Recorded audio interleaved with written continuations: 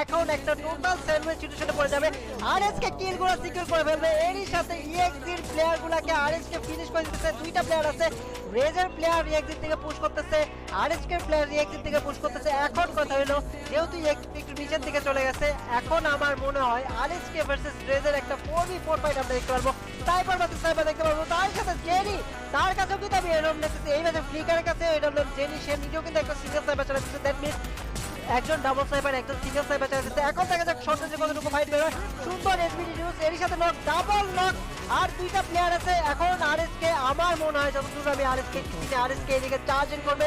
Raise তাদের উচিত যদি এই ম্যাচে সার্ভাইভ করতে চায় ফল ব্যাক করা, যদি ফল ব্যাক না করতে পারে কিছুক্ষণের মধ্যে রেজের টোটাল টিম শাটডাউন হয়ে যাবে আরএসকে থেকে।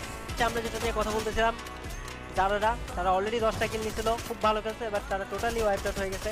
তারা সার্ভাইভ করতে পারতেছে না, প্রথম থেকে কিল তুললে সার্ভাইভ করতে পারতেছে না, বাট আরএসকে 12টা কিলের সাথে সার্ভাইভ করতেছে। তাদের সামনে আরো একটা টিম।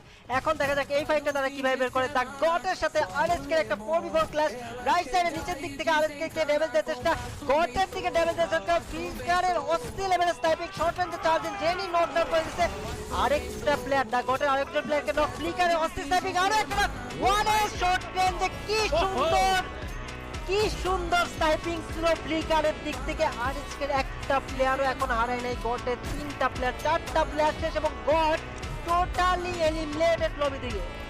ভাই সাব লেকার কি খেলা দেখলাম, আমি একটু আগে বলছিলাম ফার্স্ট প্লেস রাশিং খেলা যদি তোমার দেখতে পছন্দ ওই স্নাইপার প্লেয়ারের কাছ থেকে, তাহলে ফ্লিকারই একমাত্র চয়েস তোমার হতে পারে। ফ্লিকার এখন যে খেলা দেখাচ্ছে একে একে করে সবগুলা এনিমিকে ড্যামেজ দিয়েই চলেছে অলরেডি 6টা কিল রয়েছে। নেজার, কুটকুস, জেনি এখন যাবে পুশ করতে, এটা হচ্ছে সুবর্ণ সুযোগ বুয়াটা লুপে নেয়ার। শুধুমাত্র দুটো টিম রয়েছে বর্তমানে, একজনকে ডাউন করে দেওয়া মানে গেমের টিম অলরেডি যে খেলায় বর্তমানে এখন চলছে সেটা হয়তো আরএসকে দিকেই মুভ করছে।